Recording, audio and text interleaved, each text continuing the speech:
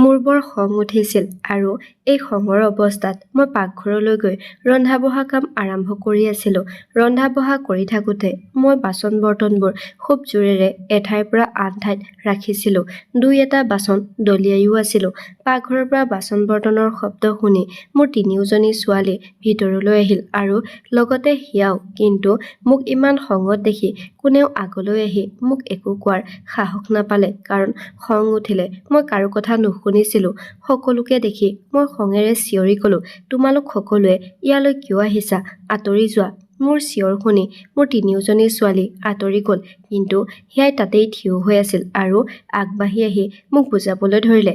যেতিয়াই তাই মোক সাবটি ধৰিলে, মোৰ খংটো আৰু বেছি বাঢ়ি গ'ল, কাৰণ তাই মোৰ খঙৰ আচল কাৰণ আছিল। মই তাইক ইমান জোৰেৰে ঠেলি দিলোঁ যে তাই লগে লগে তলত পৰাৰ পৰা বাচিল। মই এই ছোৱালীজনীক বহুত ঘৃণা কৰিছিলোঁ। তাই কিছু সময় চকুত চকুপানী লৈ মোৰ ফালে চাই থাকিল। তাৰ পিছত তাই গুচি গ'ল। তাই যোৱাৰ পিছত মোৰ মনটোৱে অলপ শান্তি পালে। সেই ছোৱালীজনীক মই ইমানে ঘৃণা কৰিছিলোঁ যে তাইক চকুৰ আগত দেখিলে মোৰ তেজ গৰম হৈ আহে, আৰু আজি মোৰ খঙৰ কাৰণটো তাইয়েই আছিল। এনেকুৱা হৈছিল যে কেইজনীমান মহিলাই মোৰ ডাঙৰ ছোৱালীজনীৰ বাবে বিয়াৰ সম্পৰ্ক লৈ আহিছিল। দুৱাৰখন হিয়াই খুলি দিছিল। তাৰ পিছত সেই মহিলাসকলৰ সন্মুখলৈ হিয়া অহা নাছিল। সকলোবোৰ কাম মই আৰু মোৰ ছোৱালীকেইজনীয়ে কৰি আছিলোঁ। মই এই সম্পৰ্কটো হোৱাটো বিচাৰিছিলোঁ, কাৰণ এইটো এটা বহুত ভাল সম্পৰ্ক আছিল। মোৰ ছোৱালীজনীয়ে বিলাসী জীৱন কটালে হয়। চাহ আৰু ব্ৰেকফাষ্ট খাই তেওঁলোকে কথা আগুৱাই ক'লে যে দুৱাৰখন খুলি দিয়াজনী আপোনাৰ ছোৱালী নেকি? মই হঠাতে ভয় খাইছিলোঁ। মই ভাবিছিলোঁ হয়তো হিয়াই কিবা কৰিব নলগা কাম কৰিলে। মই ক'লোঁ, "হয়, এইজনী মোৰে ছোৱালী। তাই আপোনালোকৰ লগত কিবা বেয়া ব্যৱহাৰ কৰিছে নেকি?" "এনেকুৱা একো কথা নাই। আপোনাৰ ছোৱালীজনী বৰ মৰম লগা। আচল কথাটো এইটো যে আমি আপোনাক এইটো ক'ব বিচাৰিছোঁ যে আমাক আপোনাৰ সেই ছোৱালীজনী লাগে। আমাৰ ল'ৰাৰ বাবে তোমাৰ ছোৱালীজনীৰ ওপৰত আমাৰ হৃদয়খন হাৰি গৈছে। আপুনি এই সম্পৰ্কটোৰ বাবে নাকচ নকৰিব।" সেই মহিলাসকলৰ কথা শুনাৰ পিছত মোৰ মূৰটো গৰম হৈ উঠিল। ভিতৰি ভিতৰি খঙত জ্বলিবলৈ ধৰিলোঁ। কেনেবাকৈ নিজকে নিয়ন্ত্ৰণ কৰি ক'লোঁ, "মই এই বিষয়ে ভাবিম আৰু আপোনালোকক পিছত জনাম। এই মুহূৰ্তত মই লগে লগে উত্তৰ দিব নোৱাৰিম।" তাৰ পিছত মহিলাসকল আমাৰ ঘৰৰ পৰা গুচি গ'ল। মোৰ এনেকুৱা লাগিছিল যে মই সেই সময়ত মহিলাসকলৰ মুখবোৰ ফালি পেলাম নে হিয়াক ডিঙি চেপি মাৰি পেলাম। আৰু সেই মহিলাসকল যোৱাৰ পিছতহে মই পাকঘৰলৈ আহিছিলোঁ আৰু সেই বাচন-বৰ্তনবোৰত মোৰ খং উলিয়াই আছিলোঁ। মোৰ মনটোৱে কৈছিল যে মই তাইক ইমান মাৰোঁ যে মোৰ ভিতৰত জ্বলি থকা জুইকুৰা নুমাই যায়। কিন্তু মই বাধ্যত পৰি ৰৈ গ'লোঁ। সৰুকালৰ কথাটো বেলেগ আছিল, কিন্তু এতিয়া হিয়া ডাঙৰ হৈ গ'ল। সৰুতে মই তাইক মাৰি খং উলিয়াই দিছিলোঁ, কিন্তু এতিয়া তাই ডাঙৰ হৈ গ'ল।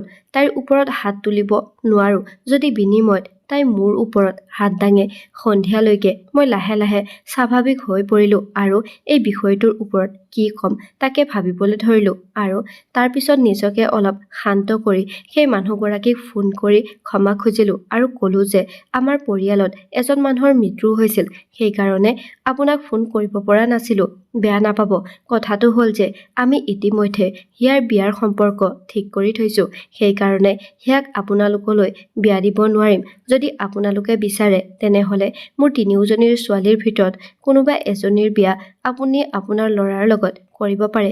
মোৰ কথা শুনাৰ পাছত ল'ৰাটোৰ মাকে ক'লে, "ক্ষমা কৰিব বাইদেউ, আমি কেৱল হিয়াকহে পচন্দ কৰিছিলোঁ। যদি আপুনি হিয়াক আমাৰ ল'ৰাৰ লগত বিয়া নিদিয়ে তেন্তে কোনো কথা নাই। আমি ক'ৰবাত আন কোনোবা ছোৱালী বিচাৰি ল'ম।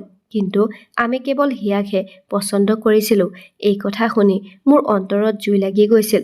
এনেকুৱা খঙৰ জুই য'ত মই জ্বলি আছিলোঁ। হিয়াৰ ওপৰত মোৰ বৰ খং উঠিছিল।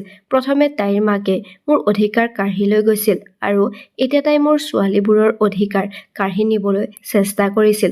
খঙেৰে ফোনটো কাটি দিলোঁ। যিয়েই নহওক, মই মোৰ ছোৱালীকেইজনীৰ অধিকাৰ হিয়াক কাঢ়ি নিবলৈ নিদিওঁ। মোৰ ছোৱালীৰ অধিকাৰ কেৱল মোৰ ছোৱালীকেইজনীয়েহে পাব। মনে মনে কিবা এটা সিদ্ধান্ত লৈ মই চোতাললৈ ওলাই আহিলোঁ। হিয়াই কিছুমান কিতাপ পঢ়ি আছিল। এনেকৈ আৰামত বহি কিতাপ পঢ়ি থকা দেখি মই খঙত চিঞৰি উঠিলোঁ আৰু ক'লোঁ, "ইয়াত আৰামত বহি আছা আৰু তাত লেতেৰা কাপোৰ যে পৰি আছে সেইবোৰ কোনে ধুব?" মই তাইৰ হাতৰ পৰা কিতাপকেইখন লৈ পেলাই দিলোঁ। মই এনেকৈ চিঞৰি কথা কোৱা আৰু কিতাপকেইখন পেলাই দিয়া দেখি তাই বহুত ভয় খাইছিল। তাইৰ চকুত চকুপানী বৈ আহিছিল, যিটো তাই বহুত কষ্টেৰে ধৰি ৰাখিছিল। মোৰ কথা শুনি তাই আগবাঢ়ি গ'ল মেচিনত কাপোৰ ভৰাবলৈ, কিন্তু মই খঙেৰে থিয় হৈ তাইৰ ফালে চাই থাকিলোঁ। যদিও মোৰ খং উঠিছিল, কিন্তু হিয়াৰ চকুত চকুপানী দেখি মোৰ হৃদয়খন এক মুহূৰ্তৰ বাবে বেয়া লাগি গ'ল। কিন্তু মই নিজকে নিয়ন্ত্ৰণ কৰিলোঁ, কাৰণ মোৰ মনত পৰিল সেই সময় যেতিয়া মই মোৰ স্বামী দিলীপৰ সন্মুখত কান্দি কান্দি ইমানেই অনুৰোধ কৰি কৈছিলোঁ যে দিলীপ, প্লিজ আপুনি আৰু বিয়া নকৰাব। আমাৰ নিজৰ 3জনী ছোৱালী আছে, সিহঁতে কি ভাবিব? সিহঁতৰ বিষয়েও ভাবক। কিন্তু তেওঁ মোৰ একো কথা নুশুনি বৰ ঘৃণাৰে মোৰ ফালে চাই ক'লে, পত্নী হয়, পত্নীৰ দৰে থাক, বেছি মূৰৰ ওপৰত বহিব নালাগে। মই মোৰ অফিচৰ সহকৰ্মী এজনীক ভাল পাওঁ আৰু তাইক বিয়া কৰাম। তাই অন্তত শিক্ষিত, তাই তোৰ দৰে নিৰক্ষৰ নহয়। আৰু কি অধিকাৰেৰে তই মোক আন কাৰোবাক বিয়া কৰাবলৈ বাধা দিছ? তইতো মোক এটা ল'ৰাও দিব নোৱাৰিলি। দিলীপৰ এনে বেয়া চিন্তাধাৰা দেখি কিছু মুহূৰ্তৰ বাবে দিলীপৰ প্ৰতি মই ঘৃণা অনুভৱ কৰিলোঁ। কিন্তু তাৰ পিছত মই মোৰ ছোৱালীকেইজনীৰ মুখলৈ চাই মোৰ ঘৰখন বচাবলৈ চেষ্টা কৰিলোঁ। মই মোৰ ঘৰখন বচাবলৈ এটা উপায় লৈছিলোঁ। মই ক'লোঁ, যদি তাইও আপোনাক ল'ৰা এটা দিব নোৱাৰে, তেন্তে আপুনি কি কৰিব? তেতিয়া কি তৃতীয়বাৰৰ বাবে বিয়া কৰাব? মোৰ কথাৰ কোনো প্ৰভাৱ পৰা নাছিল দিলীপৰ ওপৰত। তেওঁ ক'লে, মই পূজাক ল'ৰা এটা পোৱাৰ আশাত বিয়া কৰাব বিচৰা নাই। মই মোৰ হৃদয়ৰ শান্তিৰ বাবে বিয়া কৰাব বিচাৰিছোঁ, কাৰণ মই তাইক বহুত ভাল পাওঁ। যদি তাই মোক ল'ৰা এটা দিব নোৱাৰে, তেন্তে কোনো কথা নাই। যদি তাইৰ এজনী ছোৱালী হয়, তেতিয়াও একো আপত্তি নাই। তোৰোতো 3জনী ছোৱালী আছে। আৰু এজনী ছোৱালী হ'লে কিবা হ'ব নেকি? দিলীপে কাৰো কথা নুশুনাৰ সিদ্ধান্ত লৈছিল, কাৰণ পূজাৰ প্ৰেমৰ ভূতে তেওঁক লম্ভি আছিল আৰু এই সপ্তাহতে তেওঁ পূজাক বিয়া কৰাই আনিব। মই মাত্ৰ কিবা এটা ক'বলৈ মুখ মেলিছিলোঁহে, তেতিয়া তেওঁ মোক লগে লগে খং কৰি ক'লে যে যদি তই এতিয়া এটা শব্দও ক', মই এতিয়াই তোক বিবাহ বিচ্ছেদ কৰি এই ঘৰৰ পৰা বাহিৰ কৰি দিম। গতিকে মই নিমাত হৈ পৰিলোঁ। সেই সময়ত মোৰ ছোৱালীকেইজনী বহুত সৰু আছিল। ডাঙৰ ছোৱালীজনীৰ বয়স 5 বছৰ, দ্বিতীয় ছোৱালীজনীৰ বয়স আছিল 3 বছৰ আৰু সৰু ছোৱালীজনীৰ বয়স মাত্ৰ 2 মাহ। মই কাকো একো কোৱা নাছিলোঁ। মই মাত্ৰ মৌন হৈ আছিলোঁ, কাৰণ এতিয়া ক'বলৈ আৰু শুনিবলৈ একো বাকী নাছিল। তাৰ পিছত সেইটোৱে হ'ল যিটো দিলীপে বিচাৰিছিল। পিছৰ সপ্তাহত পূজাক বিয়া কৰাই মোৰ সতিনী কৰি ঘৰলৈ লৈ আহিছিল। মই তাইক হৃদয়ত শিল এটা লৈ আদৰি লৈছিলোঁ। বিয়াখন অতি সহজভাৱে কৰা হৈছিল, কিন্তু তাই বিয়াৰ পিছদিনা ফুটপাথত শুই থকা মানুহক খাদ্য বিতৰণ কৰিছিল। পূজা অহাৰ পিছত মোৰ জীৱনটো চলি আছিল, আৰু কেনেকৈ চলি আছিল সেয়া কেৱল মই জানিছিলোঁ। মই মোৰ মৰম লগা ছোৱালীকেইজনীৰ মুখকেইখন চাই চাই ভিতৰি ভিতৰি লগা জুইকুৰাত জ্বলি আছিলোঁ। আমাৰ ঘৰটো বহুত ডাঙৰ আছিল, সেইবাবেই থকা ঠাইৰ বাবে বিশেষ সমস্যা নাছিল। ঘৰৰ আটাইতকৈ ডাঙৰ আৰু ভাল ৰুমটো তেওঁ নিজৰ আৰু পূজাৰ বাবে ঠিক কৰি লৈছিল। মই বেছিভাগেই মোৰ ৰুমতে সোমাই আছিলোঁ, মোৰ ছোৱালীকেইজনীক লগত লৈ। দিলীপে বিয়াৰ 3 দিনৰ পিছতেই পূজাৰ লগত হানিমুনলৈ গৈছিল। মই আৰু মোৰ ছোৱালীকেইজনী ঘৰতে আছিলোঁ। সিহঁত দুয়ো 1 মাহৰ পিছত ঘূৰি আহিছিল। এই এমাহটো মই কিমান কষ্টত পাৰ কৰিছিলোঁ কেৱল মইহে জানিছিলোঁ। তাৰ লগতে সৰু সৰু ছোৱালীকেইজনীৰ যত্ন লোৱাৰ লগতে মই বাহিৰত কাম কৰিব লগা হৈছিল। মই ভাবিছিলোঁ যে এই মাহটো মোৰ জীৱনৰ আটাইতকৈ বেদনাদায়ক মাহ হ'ব, কিন্তু ভুল আছিলোঁ। মোৰ আচল বিপদবোৰ এতিয়াহে লাহে লাহে আৰম্ভ হৈছিল। মোক আৰু মোৰ ছোৱালীকেইজনীক কি কি বস্তুৰ প্ৰয়োজন দিলীপৰ চকুৱে দেখা পোৱা নাছিল। মই যদি কিবা প্ৰয়োজনীয় বস্তু এটা খোজোঁ, তেতিয়া তেওঁ এসপ্তাহলৈ সেই কথাটো গুৰুত্ব নিদিয়ে, আৰু পূজাই যদি কিবা এটা বিচাৰে, তেতিয়া 1 ঘণ্টাৰ ভিতৰত সেই বস্তুটো ঘৰত উপস্থিত হ'ব। পূজা দেখিবলৈ বহুত ধুনীয়া আছিল, বহুত স্মাৰ্ট ছোৱালী আছিল, আৰু কথা কোৱাটো ভাল আচাৰ ব্যৱহাৰ আছিল। তাইক দেখাৰ লগে লগে মোৰ ভিতৰত ঘৃণাৰ জুইকুৰা জ্বলিবলৈ ধৰে। মনলৈ আহিছিল যে মই তাইক মাৰি পেলাওঁ। তাই মোৰ আৰু মোৰ ছোৱালীকেইজনীৰ অধিকাৰ কাঢ়ি লৈছে। দিলীপে গোটেই দিনটো পূজাৰ লগত থাকে। তেওঁ মোক আৰু মোৰ ছোৱালীকেইজনীৰ ফালে চোৱাও নাছিল। পূজাই ঘৰৰ একো কাম কৰা নাছিল কাৰণ দিলীপে তাইক কৈছিল যে ঘৰৰ একো কাম নকৰিবা, পাকঘৰৰ চৌকাৰ ওচৰত থিয় নহবা কাৰণ তোমাৰ বগা গোলাপী ৰংটো কলা হৈ পৰিব। আৰু দিলীপৰ এই কথাত পূজাই লাজ কৰি মান্তি হৈছিল। কিন্তু ইয়াৰ বিপৰীতে দিলীপে মোক কৈছিল যে ঘৰৰ সকলো কাম তই কৰিবি, পূজাক একো কাম কৰিব নিদিবি আৰু সকলো কাম সময়মতে কৰিবি। এতিয়া মই মোৰ জীৱনটো জীয়াই থাকিবলৈ মন নোযোৱা হৈ গৈছিল। মই জীয়াই থাকিব বিচৰা নাছিলো, মাত্ৰ জীৱনটো নিৰ্বাহ কৰি আছিলো। আৰু সেইটো মোৰ সন্তানৰ বাবে মই মনে মনে সকলো মানি লৈছিলো। স্বামীয়ে যেতিয়া নিজৰ নহয় তেতিয়াহ'লে বেলেগৰ পৰা অহা ছোৱালীজনীৰ ওচৰত কি অভিযোগ দিম? যদিও পূজা পঢ়া শুনা আৰু বুদ্ধিমানী ছোৱালী আছিল, কিন্তু তাইতো মোৰ সতিনীয়ে আছিল। তাই নিজে ইচ্ছা কৰিও একো কাম কৰা নাছিল।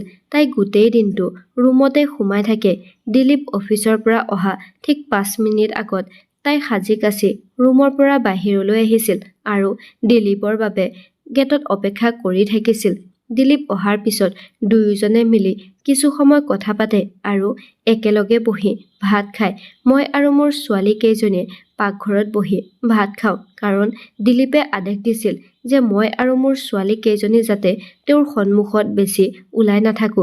কেতিয়াবা মই মোৰ খং মোৰ ছোৱালী কেইজনীৰ ওপৰত উলিয়াইছিলো, কিন্তু পিছলৈ অনুভৱ কৰিছিলো যে ইয়াত মোৰ ছোৱালী কেইজনীৰ কি দোষ। কিন্তু মই নিজেই অসহায় হৈ পৰিছিলো। গোটেই দিনটো ঘৰৰ কামবোৰ কৰিছিলো, গোটেই দিনটো ব্যস্ত হৈয়ে আছিলো। সকলোৰে বাবে ভাত, ব্ৰেকফাষ্ট বনোৱা, কাপোৰ কানি ধোৱা, ঘৰ চাফা কৰা, ওপৰৰ পৰা 3টা ল'ৰা ছোৱালীৰ যত্ন লোৱা। তাৰ পিছত দিলীপ আৰু পূজাৰ হাঁহি ধেমালি দেখি মই মোৰ হৃদয়ত শিল এটা লৈ কাম কৰি ফুৰিছিলো। যদি দিলীপে পূজাক আন এখন ঘৰত ৰাখিলেহেঁতেন হয়তো মোৰ ইমান দুখ নালাগিলেহেঁতেন, কিন্তু তেওঁ পূজাক এইখন ঘৰত আনি মোৰ বুকুত জুই লগাই দিলে। তাৰ পিছত এদিন গম পালো যে পূজা মাক হ'ব ওলাইছে। এই কথা শুনি তেওঁ ইমানেই সুখী হৈছিল যেন তেওঁ প্ৰথমবাৰৰ বাবে পিতৃ হ'ব ওলাইছে। কিন্তু মোৰ বাবে কিছু শান্তি আহিল কাৰণ তেওঁ পূজাৰ বাবে আন এটা ঘৰ কিনি পূজাক তাত থৈছিল। কিন্তু যোৱাৰ সময়ত তেওঁ মোক এইটো বিহ দি থৈ গ'ল যে যদি পূজাই এইখন ঘৰত থাকে তেন্তে মোৰ বেয়া চকু পূজাৰ সন্তানৰ ওপৰত পৰিব। এইটো কথা শুনি মই বহুত কষ্ট পাইছিলো, কিন্তু পূজা এইখন ঘৰৰ পৰা যাব সেইটো কথা মোৰ বাবে শান্তিৰ কথা নাছিল কাৰণ পূজা ঘৰত থকালৈকে ঘৰত ৰাচন পাতি আহি আছিল। কিন্তু এতিয়া দিলীপে সেই দায়িত্বৰ পৰাও হাত এৰি দিলে। যেতিয়া ঘৰত খোৱা বস্তুৰ নাটনি হ'ল তেতিয়া মই চিলাই কাম আৰম্ভ কৰিছিলো। দিলীপক ফোন কৰি বস্তু বিচাৰিলেও তেওঁ এসপ্তাহ সময় লগাই দিয়ে। গতিকে বাধ্যত পৰি মই নিজে কিবা এটা কৰাৰ সিদ্ধান্ত লৈছিলো। মই কাপোৰ চিলাই কৰিছিলো আৰু চিলাই কৰি পোৱা পইচাখিনি মই ঘৰৰ ৰাচন পাতি অনাত খৰচ কৰিছিলো। এইকেইদিন মোৰ জীৱনৰ আটাইতকৈ কষ্টকৰ দিন আছিল, কিন্তু তাৰ পিছত এনেকুৱা হ'ল যে দিলীপে চাকৰি হেৰুৱালে আৰু পূজাই এজনী কন্যা সন্তান জন্ম দিলে।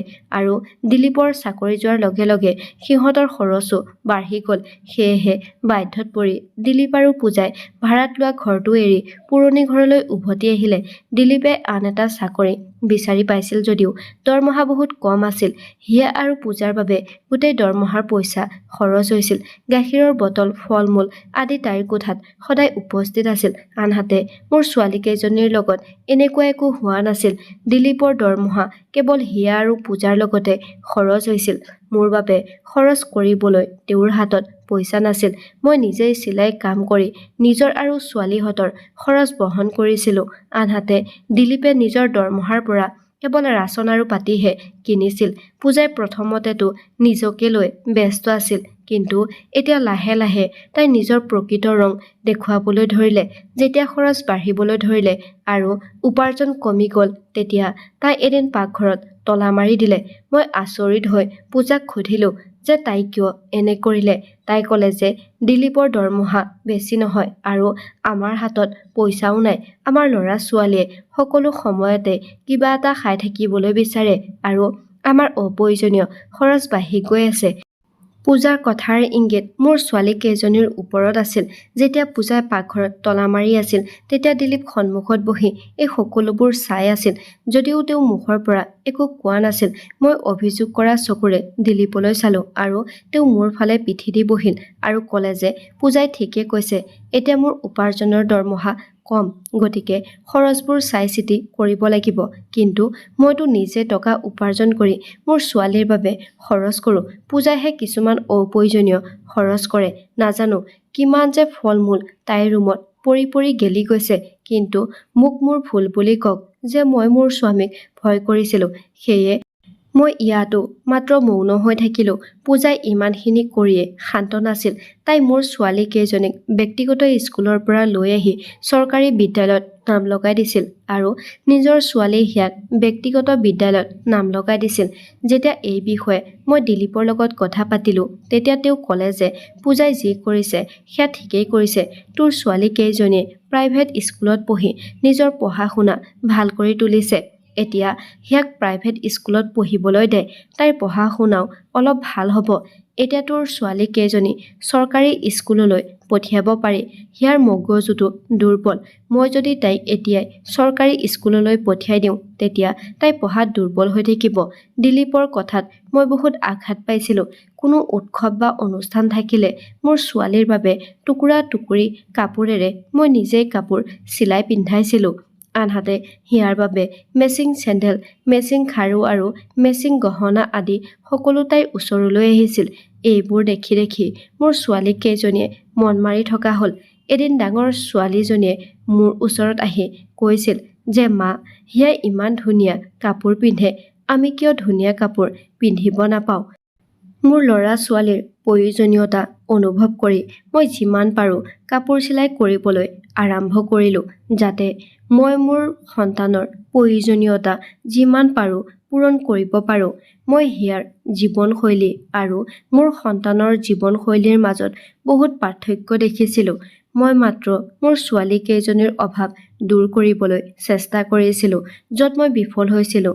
মোৰ ছোৱালী কেইজনী লাহে লাহে ডাঙৰ হৈ আহিছিল আৰু সিহঁতে দেউতাকক ঘৃণা কৰিছিল, কাৰণ সিহঁতে বুজি পাইছিল যে এই পূজা নামৰ সাপডাল সিহঁতৰ দেউতাকে আনি সিহঁতৰ ডিঙিত ওলমাই দিছিল। তাৰ পিছতে আকৌ গম পালোঁ যে পূজা পুনৰ এবাৰ মাক হ'ব ওলাইছে। দিলীপ বহুত সুখী হ'ল। এইবাৰো সিহঁত দুয়োৰে মৰম আগতকৈ আৰু বাঢ়িবলৈ ধৰিলে। তেওঁ আগৰ দৰেই পূজাৰ যত্ন লৈয়ে আছিল, কিন্তু ভগৱানে আন কিবা এটাহে বিচাৰিছিল। দিলীপ আৰু পূজা ডাক্তৰৰ ওচৰলৈ মাহেকীয়া চেকআপ কৰিবলৈ গৈ আছিল। বাটত সিহঁতৰ গাড়ীখনৰ দুৰ্ঘটনা হয় আৰু তাৰ পিছত সকলো শেষ হৈ গ'ল। দিলীপ আৰু পূজাৰ থিতাতে মৃত্যু হ'ল। ঘৰতে দুয়োৰে বাবে মই ভাত ৰান্ধি সাজু কৰি থৈছিলোঁ আৰু মই সিহঁতৰ বাবে অপেক্ষা কৰি আছিলোঁ। কিন্তু বাহিৰত এম্বুলেন্সৰ শব্দ শুনি অলপ অস্থিৰ হৈ পৰিলোঁ। গেট খুলিয়ে দেখিলোঁ যে এম্বুলেন্সখন আমাৰ দুৱাৰত ৰৈ আছিল। সকলো শেষ হৈ গৈছিল। দিলীপ আৰু পূজাৰ ঠাইতে মৃত্যু হৈছিল। পূজাৰ শিশুটো গৰ্ভতে মৰি গৈছিল। এই দুৰ্ঘটনাটোৱে মোক ভিতৰি অন্তৰাত্মা কঁপাই দিলে। তাৰ পিছত লাহে লাহে নিজকে নিয়ন্ত্ৰণ কৰিলোঁ। দুয়োজন যোৱাৰ পিছত মোৰ জীৱনত ইয়াৰ কি প্ৰভাৱ পৰিব? পূজা মোৰ বাবে বেলেগৰ ছোৱালী আছিল, কিন্তু মোৰ স্বামী আজিও মোৰ হোৱা নাছিল। তেওঁ সদায় পূজাৰ আগে পিছে ঘূৰি ফুৰিছিল, কেৱল মাত্ৰ পূজা আৰু তাইৰ ছোৱালীজনীৰ ওপৰতে পইচা খৰচ কৰিছিল। মোক আৰু মোৰ ছোৱালী কেইজনীক সদায় আওকাণ কৰিছিল। দিলীপৰ এইবোৰ কামে মোৰ হৃদয়খন শিললৈ ৰূপান্তৰিত হৈছিল আৰু এই সকলোবোৰ ঘটনাৰ পিছত মই নিজকে সাহসী কৰি আগুৱাই আহিলোঁ। দিলীপ আৰু পূজাক লৈ মোৰ বৰ দুখ লগা নাছিল, কিন্তু পূজাৰ ছোৱালী হিয়াক দেখিলে তেতিয়া অলপ দুখ লাগিছিল যে তাই মাতৃহীন এজনী কণমানি ছোৱালী। কিন্তু লাহে লাহে মোৰ হিয়াৰ প্ৰতি এই চাৱনি ঘৃণালৈ পৰিণত হ'বলৈ ধৰিলে যে এই সকলোবোৰ তাইৰ মাকৰ বাবে ঘটিছিল। মই গোটেই ঘৰখনলৈ এবাৰ চকু ফুৰালোঁ আৰু ভিতৰত শান্তি অনুভৱ কৰিলোঁ। এতিয়া এই গোটেই ঘৰটো মোৰ। এই ঘৰৰ মালিক মই, কিয়নো পূজা অহাৰ পিছত মোৰ স্থান এজনী চাকৰণীৰ দৰেই হৈছিল। পূজা এই ঘৰটোৰ মালিক আছিল। তাই যিটো বিচাৰে সেইটোৱেই হৈছিল। তাৰ পিছত মই জীৱনত আগুৱাই যাবলৈ সিদ্ধান্ত ল'লো আৰু ঘৰটোৰ সকলো বয়-বস্তু সাল-সলনি কৰিলো আৰু ঘৰতে এটা ৰুম উলিয়াই চিলাই চেণ্টাৰ খুলিলো। ছোৱালীবোৰৰ পৰা মাচুল লৈ ছোৱালীবোৰক চিলাই শিকাবলৈ আৰম্ভ কৰিলো।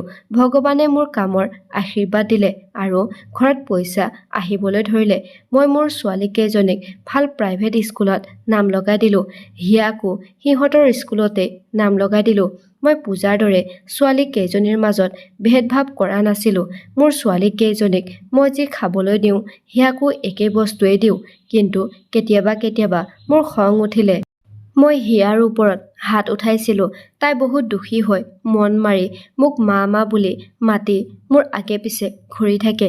লাহে লাহে চাৰিওজনী ছোৱালী ডাঙৰ হ'বলৈ ধৰিলে। কিন্তু হিয়া বহুত ধুনীয়া আছিল আৰু সেইবাবে মোৰ ডাঙৰ ছোৱালীজনীৰ বাবে যি সম্পৰ্ক আহিছিল তেওঁলোকে হিয়াক পচন্দ কৰি থৈ গৈছিল।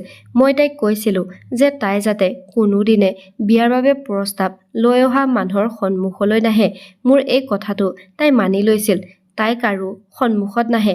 কিন্তু প্ৰতিবাৰে এনেকুৱা কিবা এটা ঘটে যে মোৰ ছোৱালীৰ বাবে সম্পৰ্ক অনা মানুহবোৰৰ চকু হিয়াৰ ওপৰত পৰে আৰু তেওঁলোকে তাইক পচন্দ কৰি থৈ যায়। আজিও ঠিক তেনেকুৱাই হ'ল। মই সিদ্ধান্ত লৈছিলো যে প্ৰথমে মই হিয়াৰ বিয়াখন কৰাম। মোৰ ছোৱালী কেইজনীৰ বাটত থকা কাঁইটডাল আঁতৰোৱাটোৱে উত্তম বুদ্ধি। কাৰণ মোৰ ছোৱালী কেইজনীৰ বিয়া হিয়াৰ বিয়া নোহোৱালৈকে কেতিয়াও নহ'লহেঁতেন। গতিকে মই হিয়াৰ বিয়া কৰাবলৈ সিদ্ধান্ত ল'লো। তাইৰ বাবে ল'ৰা চাবলৈ আৰম্ভ কৰিলো। কিন্তু হিয়াৰ বাবে ভালতকৈও ভাল সম্পৰ্ক আহিছিল। কিন্তু মই তাইক ভাল ঘৰত বিয়া দিব বিচৰা নাছিলো। বছৰ ধৰি মোৰ হৃদয়ত ভৰি থকা খংটো উলিয়াই দিব বিচাৰিছিলো। মই তাইৰ মাকৰ পৰা প্ৰতিশোধ ল'ব বিচাৰিছিলো য'ত তাই কেৱল দুখতে থাকিব। কিন্তু এতিয়ালৈকে মই তেনে কোনো সম্পৰ্ক বিচাৰি পোৱা নাছিলো। এদিন বজাৰলৈ যাওঁতে এজন চাইকেল চলাই অহা ল'ৰাৰ লগত খুন্দা খালো। চাইকেল চলোৱা ল'ৰাজনে খৰধৰকৈ নামি আহি মোক তুলি ক'লে যে মোক ক্ষমা কৰিব বাইদেউ, মই আপোনাক দেখা নাপালো। কিছুমান মানুহে মোক খেদি ফুৰিছিল। মই মানুহ এজনৰ পৰা অলপ পইচা ধাৰলৈ লৈছিলো। গতিকে সময়ত পৰিশোধ কৰিব নোৱাৰাৰ বাবে তেওঁলোকে মোক খেদি ফুৰিছে। সন্ধিয়ালৈ মই ক'ৰবাৰ পৰা যোগাৰ কৰি পইচাখিনি ধাৰ মাৰি দিম। সেইকাৰণে মই বহুত জোৰেৰে আহিছিলো। মই ক'ৰবাত পলাব বিচাৰিছিলো। চাইকেল চলাই অহা ল'ৰাজনৰ ফালে আচৰিত হৈ চালো। সি দেখাত ভাল ল'ৰা আছিল যদিও তাৰ কাপোৰৰ পৰা এইটো স্পষ্টকৈ ধৰিব পাৰি যে সি এজন দুখীয়া ল'ৰা। মই একো নভবা নিশ্চিন্তাকৈ তাক ক'লো যে তুমি কি কাম কৰা? সি ক'লে মই দিন হাজিৰা কৰোঁ। মই মনতে ভাবিলো যে হিয়াৰ কাৰণে ইয়াতকৈ আৰু ভাল সম্পৰ্ক মই বিচাৰি নাপাম। তাক অলপ বাটৰ কাষলৈ লৈ গৈ সুধিলো যে তুমি মোৰ ছোৱালীজনীক বিয়া কৰাবা নেকি? সি লাজ কৰি মূৰ দুপিয়াই হ'ব বুলি মাত দিলে। লগে লগে মই তাক মোৰ লগত আমাৰ ঘৰলৈ লৈ আহিলো আৰু পণ্ডিত এজনক ফোন কৰি মাতি আনিলো আৰু হিয়াৰ লগত বিয়া কৰাই দিলো। হিয়াই বহুত চিঞৰি কান্দি আছিল। কিন্তু মই তাইৰ মাকৰ প্ৰতিশোধৰ জুইকুৰাত ইমানেই জ্বলি আছিলো যে তাইৰ কান্দোন মই শুনা পোৱা নাছিলো। চাইকেল আৰোহীজনৰ লগত হিয়াৰ বিয়া পাতি দিলো। মই তাইক ঠিক সেই মুহূৰ্ততে তাইক ঘৰত পিন্ধা কাপোৰতে বিদায় দিলো আৰু তাইক কান্দি কান্দি নিজৰ স্বামীৰ লগত গুচি গ'ল। মোৰ ছোৱালী কেইজনীয়ে হিয়াৰ বিয়া ইমান খৰখেদাকৈ পতাৰ কাৰণ সোধাত মই ক'লো যে যদি হিয়াৰ বিয়া মই সোনকালে কৰাই নিদিলো হয় তেন্তে তোমালোকৰ এজনীৰো বিয়া নহ'ল হয়। মোৰ কথা শুনি মোৰ ছোৱালী কেইজনীয়ে মনে মনে থাকিল। তাৰ পিছত মই ভাল ল'ৰা বিচাৰি মোৰ ডাঙৰ দুয়োজনী ছোৱালীক বিয়া দিলো। এতিয়া মই আৰু মোৰ সৰু ছোৱালীজনী ঘৰত অকলে থাকো আৰু মোৰ সৰু ছোৱালীজনীক বিয়া দিয়াৰ কোনো উদ্দেশ্য নাছিল। হিয়াক বিয়া দিয়া 6 মাহ হ'ল আৰু এই 6 মাহত হিয়া আমাৰ ঘৰলৈ এবাৰো অহা নাছিল। মই ভাবিছিলো যে হিয়া কেনেকৈ আছে আৰু কিয় তাই আমাক এবাৰো লগ কৰিবলৈ অহা নাই। এইবোৰ কথা ভাবি মই বহুত অস্থিৰ হৈ পৰিছিলো। কিন্তু এদিন হঠাৎ হিয়া আমাৰ ঘৰলৈ আহিল। তাইক দেখি এনেকুৱা লাগিছিল যেন তাই দুখতো নাই আৰু সুখতো নাই। তাই আহি মোক সাবটি ধৰিলে আৰু মোৰ হাতত বহুত বেছি পইচা দি ক'লে, মা মই আকৌ আহিম। এই বুলি কৈ তাই গুচি গ'ল। সেইখিনি পইচাৰে মই মোৰ প্ৰয়োজনীয় বস্তু কিছুমান কিনিলোঁ। এসপ্তাহৰ পাছত হিয়া আকৌ লগ কৰিবলৈ আহি মোৰ হাতত বহুত টকা দিলে আৰু তাৰ পিছত মই বৰ আচৰিত হ'লোঁ যে তাই ইমান টকা ক'ৰ পৰা পায়। তাৰ পিছত মই তাইক ঘৃণা কৰিবলৈ ধৰিলোঁ যে এই ছোৱালীজনীৰ ভাগ্য ইমান ভাল, য'তেই যায় তাতেই সুখৰ নদী বৈ যায়। হিয়া যেতিয়া মোক লগ কৰিবলৈ আহিছিল তেতিয়া তাইৰ স্বামীও তাইৰ লগত আছিল। সি মোক অতি মৰম আৰু আদৰেৰে মাত দিছিল আৰু একে সময়তে সি মোৰ সৰু ছোৱালীজনীক তাৰ সৰু ভায়েকৰ বাবে বিচাৰিছিল। ময়ো লোভত আহি হ'ব বুলি ক'লোঁ। ইমান ধনী মানুহ, মোৰ ছোৱালীজনীও বিলাসী জীৱন কটাব যেনেকৈ হিয়াই কটাই আছে। হিয়াই মোক কোঠাটোৰ ভিতৰলৈ লৈ গৈ এই সম্পৰ্ক কৰিবলৈ মোক বাধা দিলে, কিন্তু মই তাইৰ কথা এবাৰো নুশুনিলোঁ। মই ভাবিলোঁ হয়তো হিয়াই মোৰ ছোৱালীজনীয়ে বিলাসী জীৱন কটোৱাটো বিচৰা নাই। মই বাহিৰলৈ আহি হিয়াৰ স্বামীক এই সম্পৰ্কটো হ'ব বুলি ক'লোঁ আৰু ক'লোঁ যে আমি তাইক অহা সপ্তাহত বিয়া দিম। সি মান্তি হ'ল। যাওঁতে হিয়াই এই সম্পৰ্কটো কৰিব নালাগে বুলি বাৰে বাৰে কৈছিল যদিও মই তাইৰ কথা নুশুনিলোঁ। এসপ্তাহৰ পিছত মই মোৰ সৰু ছোৱালীজনীৰ বিয়া কৰাই দিলোঁ। বিয়াৰ আগতেও হিয়াই বহুত মানা কৰিছিল, কিন্তু মই তাইৰ কথা নুশুনিলোঁ। তাৰ পৰিৱৰ্তে মই তাইক ঠাট্টা কৰিবলৈ ধৰিলোঁ যে তুমি মোৰ ছোৱালীজনী সুখী হোৱাটো নিবিচাৰা। তুমিতো সেই পূজাৰে ছোৱালী। মোৰ কথা শুনি হিয়াৰ চকুত চকুলো ওলাই আহিল। তাই কান্দিবলৈ ধৰিলে। মোৰ ছোৱালীজনীৰ বিয়া সম্পূৰ্ণ হ'ল আৰু তাইৰ বিদায়ৰ সময় আহিল। মই মোৰ অতীতৰ সকলো কষ্ট পাহৰি হিয়াক ক'লোঁ, হিয়া, মোৰ ছোৱালীজনীৰ যত্ন ল'বা। হিয়াই লাহেকৈ হাঁহি এটা মাৰি ক'লে, যেতিয়া যত্ন লোৱাৰ সময় আছিল তেতিয়া আপুনি মোৰ কথা এবাৰো নুশুনিলে আৰু লোভত আহি নিজৰ ছোৱালীজনীক বিয়া কৰাই দিলে। মই আপোনাৰ ছোৱালীজনীক যিমান পাৰোঁ যত্ন ল'ম। মোৰ ছোৱালীজনী গুচি গ'ল তাইৰ শহুৰেকৰ ঘৰলৈ।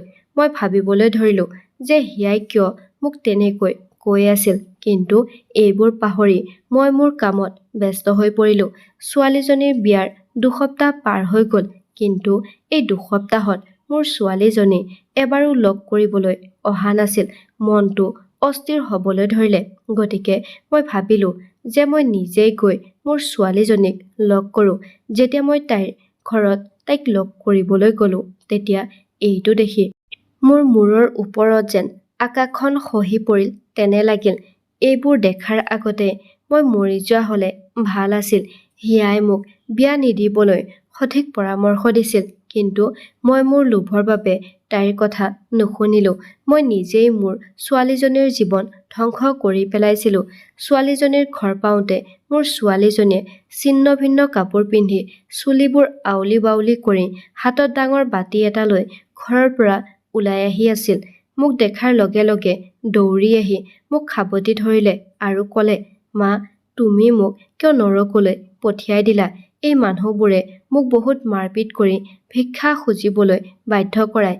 তাইৰ কথা শুনি মই কথা ক'ব পৰা অৱস্থাত নাছিলোঁ। যেতিয়া হিয়া তাইতকৈও বেয়া অৱস্থাত ওলাই আহিছিল, মই তাইক চিঞৰি ক'লোঁ, হিয়া, তুমি মোৰ ছোৱালীজনীৰ জীৱনটো ধ্বংস কৰি দিলা। তুমি মোক কিয় কোৱা নাছিলা? হিয়াই কান্দি কান্দি ক'লে, মা, মই আপোনাক ক'বলৈ চেষ্টা কৰিছিলোঁ, কিন্তু খোলাখুলিকৈ ক'ব পৰা নাছিলোঁ। এই মানুহবোৰ বৰ বিপদজনক। ইহঁতে আমাৰ ওপৰত সকলো সময়তে চকু ৰাখে। মই আপোনাক বহুতবাৰ মানা কৰিছিলোঁ যে আপুনি এই বিয়াখন নকৰিব, কিন্তু আপুনি লোভত আহি বিয়াখন পাতি দিলে। ইহঁত এটা বহুত ডাঙৰ গেং আৰু ইহঁতৰ বহুত ওপৰলৈ হাত আছে। আমাৰ লগতে আৰু বহুত ছোৱালী ইয়াত বন্দী হৈ আছে। আপুনি এতিয়াই ইয়াৰ পৰা ওলাই যাওক, নহ'লে তেওঁলোকে গম পাই যাব আৰু আমাৰ বাবে বহুত সমস্যাৰ সৃষ্টি হ'ব। এতিয়া আপুনি প্ৰথমে আৰক্ষীৰ ওচৰলৈ গৈ আমাৰ বিষয়ে সকলো কথা কওক। হিয়াই মোক এৰি মোৰ ছোৱালীজনীক লৈ গুচি গৈছিল। মোৰ ভৰিত যেন কোনো তত নাছিল। কেনেবাকৈ মই নিজকে টানি টানি থানালৈ লৈ গৈ গোটেই কাহিনীটো পুলিচক ক'লোঁ। পুলিচে প্ৰথমে মোৰ কথাত বিশ্বাস কৰা নাছিল। বহুতবাৰ মিনতি কৰাৰ পিছত তেওঁলোকে তদন্ত কৰিবলৈ মান্তি হ'ল আৰু তেওঁলোক ধৰা পৰিল। তেওঁলোকৰ আৰু এটা ডাঙৰ গেং আছিল। তাৰে কিছুমান ধৰা পৰিল আৰু পুলিচে জেলত ভৰাই থলে, কিন্তু কিছুমান মানুহ এতিয়াও ধৰা পৰিবলৈ বাকী আছিল, যাৰ ওপৰত আৰক্ষীয়ে এতিয়াও তদন্ত কৰি আছিল। বহু ছোৱালী আছিল যি এতিয়া এই লেতেৰাৰ পৰা মুক্ত হৈছিল। মই এই দুয়োজনী ছোৱালীক বিবাহ বিচ্ছেদ কৰি দিলো আৰু ঘৰলৈ ঘূৰাই আনিলো। এতিয়া মই উপলব্ধি কৰিছিলো যে মই প্ৰতিশোধৰ জুইত অন্ধ হৈ পৰিছিলো। মই মোৰ নিজৰ ছোৱালীজনীৰ লগতে হিয়াৰ জীৱনটো ধ্বংস কৰি পেলাইছিলো। যদি কিবা ক'বলগীয়া আছিল বা কাজিয়া কৰিবলগীয়া আছিল, তেন্তে মই মোৰ খংটো দিলীপৰ ওপৰত উলিয়াব লাগিছিল। ইয়াত হিয়াৰ কি দোষ আছিল? তাই নিৰ্দোষী আছিল। তাই মোক সকলো সময়তে মা মা বুলি মাতিছিল। তাই মোৰ পিছে পিছে ঘূৰি ফুৰিছিল, মোৰ মাৰপিটবোৰ সহ্য কৰিছিল, মোৰ ঠাট্টা মস্কৰা সহ্য কৰিছিল, ঘৰৰ সকলো কাম কৰিছিল আৰু মই তাইৰ লগত জানি বুজি অন্যায় কৰিছিলো। সেইকাৰণে ভগৱানে মোৰ নিজৰ ছোৱালীজনীৰ লগত অন্যায় কৰিলে। এতিয়া মোৰ দুয়োজনী ছোৱালী মোৰ লগত আছে। প্ৰথমবাৰৰ বাবে মই হিয়াক মাক হৈ সাবটি ধৰিলো। তাইৰ চকুত সুখৰ চকুলো বৈ আহিল।